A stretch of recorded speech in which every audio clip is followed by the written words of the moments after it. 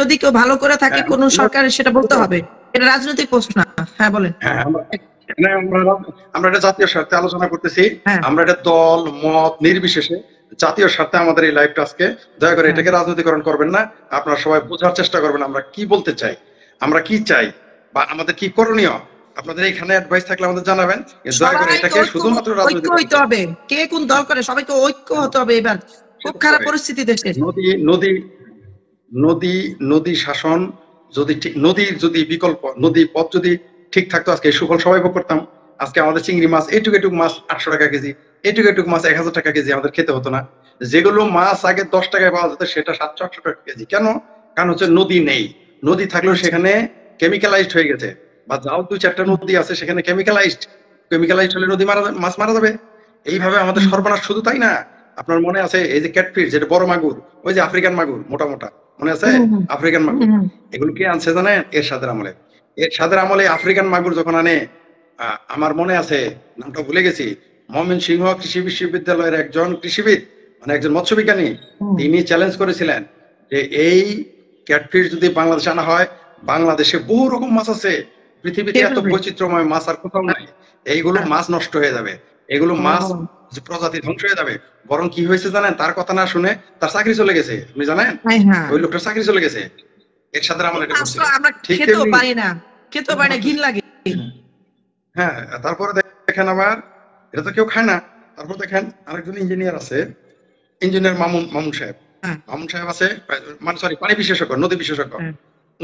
ওনার সাথে অনেক বিষয় আমাদের দ্বিমত আছে, কিন্তু এই পানি বিশেষজ্ঞ তিনি বারবার বলেছেন যে বাংলাদেশের ভারত থেকে বন্যা আসার সাথে না আসার সাথে পানির কোনো সম্পর্ক না, সম্পর্ক হলো আমাদের নদীকে শাসন করতে হবে আমাদের। তিনি কিন্তু ভারত বিরোধী মানুষ, তারপরেও তিনি বলছেন যে বন্যা ভারতের কারণে হয় নাই, বন্যা আমাদের নদী খনন হয় নাই, বন্যা আমাদের ভুলের কারণে হয়, এটা প্রাকৃতিক যত না দুর্যোগ তার চেয়ে বেশি কৃত্রিম আমাদের দ্বারা সৃষ্ট। তিনি বলেছেন যে বাঁধ খুলে দিলে আমরা পানি আচ্ছা, পানি তো সম্পদ, পানি ছাড়বে, আমরা পানি রেখে দিব। নদীতে তো পানি শুকায় না, খাল বিলের পানি 6 মাস থাকে ধরে রাখা যায়। হ্যাঁ, তাহলে আমরা নদী খনন করব, নদী খনন করলে আমাদের পানি থাকবে, ছাড়ুক ভারত যত ইচ্ছা পানি ছাড়ুক, আমরা পানি সংগ্রহে রাখবো। পানি থাকা মানে কি? পানি থাকা মানে গরম থাকবে না। আজকে যদি পানি থাকতো গরম করতো না, এত গরম। এখনো পর্যন্ত যে পরিমাণ গরম, এই বর্ষাকালে তো ঠান্ডা লাগে, এখন গরম লাগে গ্রামের শরীর। আজকে হ্যাঁ, পানি থাকলে কি হইতো? আমাদের ইরিগেশন খরচ কমে যেত, আমাদের সেচে খরচ কমে যেত। এই যে খাল খনন, জিআর খাল খনন কর্মসূচি, এটা যদি এখনো চালু থাকতো তাহলে আরো ইরিগেশন, কারেন্টের খরচ কমে যেত। মাছে ভাতে বাঙালি বলতাম, আমার বাপ দাদারা বলতো, চাচারা বলতো মাছে ভাতে বাঙালি। মাছের অভাব ছিল না, মানুষ 8 টাকা কেজি 6 টাকা কেজি চাল কিনতো, আর মাছ কিনতো 5 টাকা 10 টাকা। 5 টাকার মাছ চাইলে 10 টাকার মাছ না, 10 টাকার মাছ হলো তো একটা ছোটখাটো পরিবার খেয়ে সারতে পারতো না। রহমান যে খাদ্য স্বয়ংসম্পূর্ণ করেছিল, এটা 100% সঠিক। কৃষি 85% কৃষি নির্ভর দেশ করেছিল, এটা আমাদের জন্য অনেক শুভ করছিল। আমরা নিজেরা স্বাবলম্বী ছিলাম খাবারের দিকে। মূলত বাংলাদেশ তো কৃষি প্রধান দেশ, মূলত বাংলাদেশটা হচ্ছে একটা কৃষি প্রধান দেশ, তাই না? তো এই দেশকে আপনি তো পানির বাইরে রাখলে হবে না। এই দেশে নদীকে নদী শাসন বলতে নদীকে খনন করতে হবে। আপনি একদিকে আমরা বন্যায় মারা যাই, আরেকদিকে আমরা পানি থাকে না মারা যাই। কেন যাই? কারণ নদীর, আপনি দেখবেন নদীর গতিপথ কোন দিক আর ব্রিজের গতিপথ কোন দিক। আপনি এটা আমি ব্যাখ্যা করতে পারতেছি না, কারণ বিশেষজ্ঞ তারা, উনি বলছেন যে ঠিক যেভাবে ব্রিজ করলে, এটা আমাদের বুদ্ধি, আবার আমরা কার বুদ্ধিতে করছে? ওই যে বিশ্বব্যাংকের বুদ্ধিতে। এমন ভাবে যত নদীর উপরে যত ব্রিজ বানাইছে, সবগুলো উদ্দেশ্য নদী মেরে ফেলা। ব্রিজ বানানোর উদ্দেশ্য মানুষের চলাফেরা না। এই ব্রিজটাকে ভিন্নভাবে বানানো যেত, তারা ইচ্ছা করে এমন ভাবে করছে। আপনি আমাদের এলাকায় যমুনা ব্রিজ হয়েছে, ওই যমুনা ব্রিজে আপনি আমাদের যখন ব্রিজটা হয় তখন এত এত পানি ছিল, এত মানে এত নাব্যতা ছিল, সেটা এখন কেন নাই? মানে ইচ্ছা করে তারা ব্রিজটা, পানির গতিপথ কোন দিক আর ব্রিজের গতিপথ কোন দিক, তাইলে তো বোঝা যায় যে বাটপাড়িটা কোথায়। পানি সবসময় উত্তর থেকে সম্ভবত দক্ষিণে চলে, আমি একাডেমিক ব্যাপারটা আমি জানি না। সব মানে ঠিক যেদিকে চলে রাস্তা করছে তার উল্টা দিক, তার মানে কি নদীকে ধ্বংস করে দেওয়া হয়েছে। আপনি দেখবেন সকল নদীকে ধ্বংস করে দেওয়া হয়েছে। আপনার বাড়ির আশেপাশে, আমার বাড়ির আশেপাশে, আমার গ্রামের বাড়িতে একটা খাল ছিল, আমরা দেখতাম 6 মাস পানি থাকতো, এরপরে মানুষ 2-3 বার ধান চাষ করতে পারতো এবং মাছে ভরপুর ছিল, মাছের সময় আমরা মাছ ধরে খেতাম। এখন ওইখানেই পানি থাকে না ভাই, নানান জায়গায় রাস্তাঘাট করে ফেলছে, মাঝখান দিয়ে রাস্তা করে ফেলে। রাস্তা হয় কি করে? খালের ভিতরে পরিকল্পনা নাই, কিছু না। আবার কিছু কিছু ইন্ডাস্ট্রিয়াল লোকজন যায় ওখানে ইন্ডাস্ট্রি করে ফেলছে, সরকারের অনুমতিও লাগে না। আমি খুব কষ্ট পাইছি এইসব বিষয়ে। অথচ সারা পৃথিবীতেই নদীকে কখনো তারা ধ্বংস করে না, বরং এই দেশটা যদি অন্য কোনো সভ্য দেশের হাতে থাকতো। কত বড় আবাল পাবলিক যে আমাদের নিজের মূল্যবান একটা দেশকে ভৌগোলিক ভাবে আবহাওয়া মানে ওয়েদার, যে কত সুন্দর ওয়েদার ছিল তাই না? আমার ছোটবেলায় আমি কত সুন্দর ওয়েদার পেয়েছি, প্রত্যেকটা ঋতুতে আমি মানে এনজয়, যেটাকে বলে এনজয় মানে উপভোগ করা আলাদা আলাদা ভাবে। এখন 2 ঋতু হয়ে গেছে, 1.5 মাসও শীত থাকে না, বাকি 11.5 মাস 11 মাস আপনার ইয়া থাকে, 10.5 মাস গরম থাকে। এটার জন্য তো আমরাই আমাদের একজন শ্রোতা লিখছে জুট মিলের কথা, আমরা জুট মিলকে ধ্বংস করে দিছি, এটা সত্য?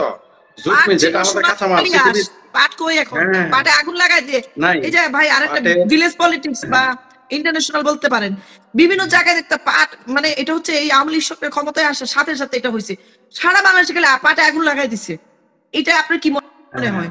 বাজারে যে স্টক করে না পাটে আগুন লাগিয়ে দিছে। না ওইটা তো আছেই, পাটের আগুন লাগাইছে সেটা অন্য কথা, এটা তো আছেই। ওইটা হলো ইন্স্যুরেন্স মেরে দেওয়ার জন্য। ওইটা কেন করে জানেন? ইন্স্যুরেন্স মেরে দেয়, লোন পাস করানোর জন্য এগুলো করে, ওইটা আবার আলাদা বিষয়। এটা করে বেশিরভাগ জুট মিল আগুন লাগছে এটা খোদ মালিক কর্তৃপক্ষ লাগায়, এটা পরিকল্পিত, এটা খোদ মালিকে লাগায় লোন নেওয়ার জন্য, শ্রমিকের বেতন স্থগিত করার জন্য, অথবা আপনার ইন্স্যুরেন্সের টাকা মারার জন্য, অথবা প্রোডাকশনে যখন গরমিল হয় এটা ম্যানেজমেন্ট করে মালিককে ধোকা দেওয়ার জন্য।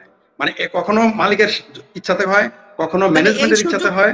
আবার সরকারের পক্ষ থেকে এই সুযোগগুলা মানে অ্যানালাইসিস করা উচিত না, যে এই নিয়মগুলো নীতিমালাগুলো যদি পরিবর্তন করে না, এরা তা করে না। এরা তো জনগণের সরকার কেউ না। আসলে আপনি দেখেন আদমজি জুট মিল, পৃথিবীর সবচেয়ে বড় জুট মিল, বন্ধ করা হয়েছে কার আমলে জানেন? বিএনপির আমলে। না, এটা কার আমলে করছে জানেন? বিএনপির আমলে। কেন করছে?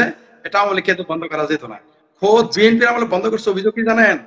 এটা ঠুনকো অভিযোগ, বলছে যে যে যে আর কি, আরে জুট মিলের লোকজন গাঁজা খায়, ফেন্সিল খায়, কাজ করে না, এই অভিযোগ মিল বন্ধ করে দিচ্ছে। বিশাল খারাপ একটা কাজ। হ্যাঁ, এটা ভালো, এবং এই কাজের পাশাপাশি সবচেয়ে জঘন্য কাজগুলো করে গেছে। হ্যাঁ, এটা দেখেন। এবং আরো কেন এটাকে কে করাইছে জানেন? বিশ্বব্যাংক করাইছে। বিশ্বব্যাংক আর বিএনপি কে করাইছে কাজ, যেটা বন্ধ করা। এই বন্ধ করার শর্তে টাকা দিয়েছে, নাহলে দেয় নাই। কারণ এই জুট মিল যদি থাকে আমরা স্বয়ংসম্পূর্ণ। গার্মেন্টস কিন্তু আমরা ডিপেন্ডেন্ট, তাই না? আপনি যদি কাপড় পাটটাকে যখন রিফাইন করে পণ্য হিসেবে ব্যবহার করে, বা পণ্য হিসেবে এখনো বাজারে যেসব জিনিস পাওয়া যায় কি সুন্দর লাগে দেখতে, এটার গ্ল্যামারই আলাদা। সেজন্য তো ধ্বংস করছে। একটা দিক দেখেন, একদিকে আসছে পলিথিন, এটা স্বাস্থ্যসম্মত জিনিস, পরিবেশ বান্ধব। পাট হচ্ছে পরিবেশ বান্ধব। আর দেখেন পলিথিন ঢুকাইছে, তারা পলিথিন ঢুকাইছে পরিকল্পিতভাবে। কেন ঢুকাইছে? পাট শিল্পকে ধ্বংস করার জন্য। আপনি দেখবেন আমার এলাকায় 3টা জুট মিল ছিল, 3টা। আমার এলাকায় 22,000 শ্রমিক ছিল, 3টা জুট মিল। রাত 2টা পর্যন্ত, 12টা 1টা পর্যন্ত এলাকা মানে থাকতো, মনে হলো যে দিনের মতো। কারণ 22,000 শ্রমিক 3 শিফটে কাজ করতো। তাহলে কিরকম পরিবেশ কল্পনা করছেন? তো 22,000 পার্মানেন্ট, তাহলে ক্যাজুয়াল থাকে, ক্যাজুয়াল শ্রমিক থাকে, এদের সাথে আরো লোকে কাজ করে, তাই না? তো এগুলোকে ধীরে ধীরে খেলে আমার এলাকা না, সারা বাংলাদেশে এইভাবে জুট মিলকে ধ্বংস করা হয়েছে। কারণ গার্মেন্টস কিন্তু আমরা নির্ভরশীল। কালকে যদি ভারত, একটা গৃহযুদ্ধ তৈরি করছে না আওয়ামী লীগ, বিএনপি, জামাত, নিজেরা মারামারি করতেছে নিজের দেশের মানুষ। আদমজির মারামারিটা আমি ছোটবেলা আমার মনে আছে, আমার নরসিংদীতে একটা আদমজি আছে বিশাল বড়, সেইটার ভিতরে খালি নিজেরা মারামারি করতো, খুদাই মানে লাগিয়ে দিত কেউ। হ্যাঁ, এগুলো পলিসি, তো এগুলো পলিসি, যাতে একটা এক্সকিউজ পাওয়া যায় মিল বন্ধ করার। এগুলো পলিসি, এগুলো তাদের বিশেষ পলিসি। আপনি দেখেন কাজ বন্ধ হয়ে যাওয়াতে কত মানুষ ক্ষতিগ্রস্ত হয়েছে। শুনেন, গার্মেন্টসে তারা যদি কাপড় পাঠায় তবে আমরা সেলাই করতে পারবো, তারপরে আবার পাঠাবো। আর পাট ছিল কাঁচামাল আমাদের, কাঁচামাল মানে কি? সব আপনার, মিল আমার, কাঁচামাল আমার। তাহলে আমরা এটা নিয়ে আজকে দেখেন, জুট মিল যদি বন্ধ না হতো, অবশ্য প্রত্যেক সরকারের দায়ভার আছে। এখন তো আবার গার্মেন্টস বন্ধ করে দিচ্ছে, এখন তো গার্মেন্টস গার্মেন্টস বন্ধ হয়ে গেছে। এটাও বিশ্বব্যাংকের একটা হাত থাকতে পারে। আবার লোনও দিচ্ছে ওরা, বিশ্বব্যাংক কিন্তু লোনও দিচ্ছে।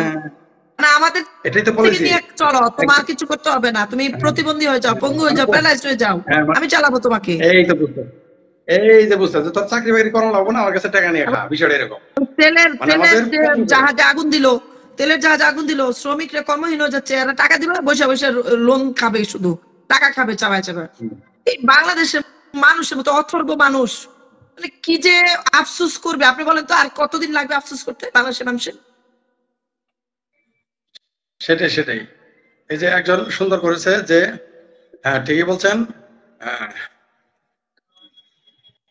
আর একটা জিনিস বলি যে আহ, যে আজকে আমাদের অপরিকল্পিত নগরায়ন করা হচ্ছে, অপরিকল্পিত শিল্পায়ন করা হচ্ছে, যার জন্য আমাদের ভূমি ধ্বংস হচ্ছে।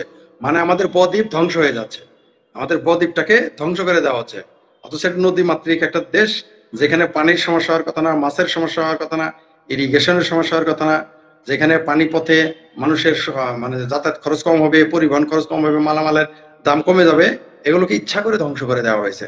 এখন এগুলোর জন্য আমাদের একটা দেশপ্রেমিক সরকার দরকার, যারা এগুলোর দায়িত্ব নিবে নতুন করে, এগুলো কাজ করতে হবে। তাছাড়া আমাদের এটা তো আমি বলে কিছু করতে পারবো না। এটা যারা ক্ষমতায় থাকবে তাদের এগুলো করতে হবে। কিন্তু এরা তো সারাদিন একদিকে কে ক্ষমতায় থাকবে আর কাকে ক্ষমতায় রেখে চাপবে এই চিন্তা করে।